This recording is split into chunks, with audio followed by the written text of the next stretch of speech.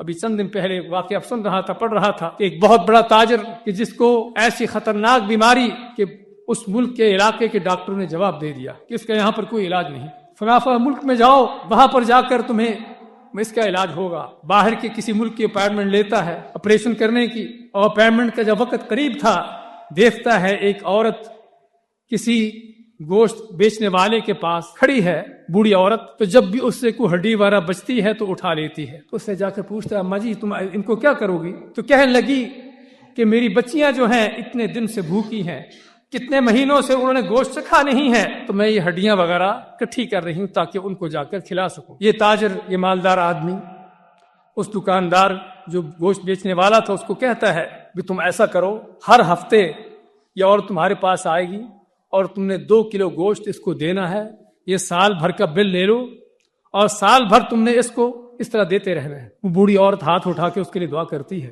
اور یہ گھر چلا جاتا ہے۔ اس کے معمولی چیز تھی، معمولی سا سال بھر کا بل اس کے لیے بڑا نہیں تھا۔ چلا جاتا ہے گھر، جب گھر پہنچتا ہے تو اس کی طبیعت پہلے سے بہت مختلف۔ گھر والے کہتے ہیں کہ تمہیں کیا ہوا، تم بالکل بدل کے آئے ہو۔ اب اس کو کہتے ہیں کہ تم ڈاکٹر کے پاس جاؤ اور جا کے چیک اپ کراؤ کہ تمہارا معاملہ ابھی کیا ہے۔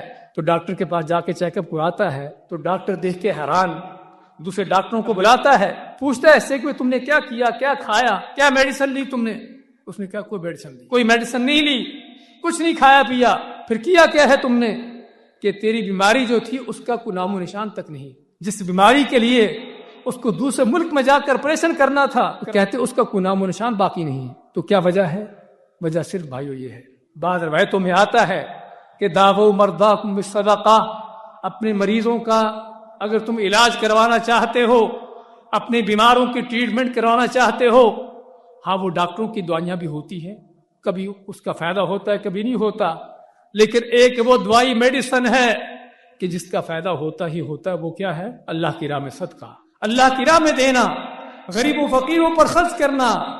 ہاں یہ وہ ٹریٹمنٹ ہے، یہ وہ بھی دوائی ہے کہ جس دوائی کا اثر ہمیشہ ہو کے رہتا ہے، بشرطے کہ اللہ پر یقین ہو، اللہ پر ایمان ہو۔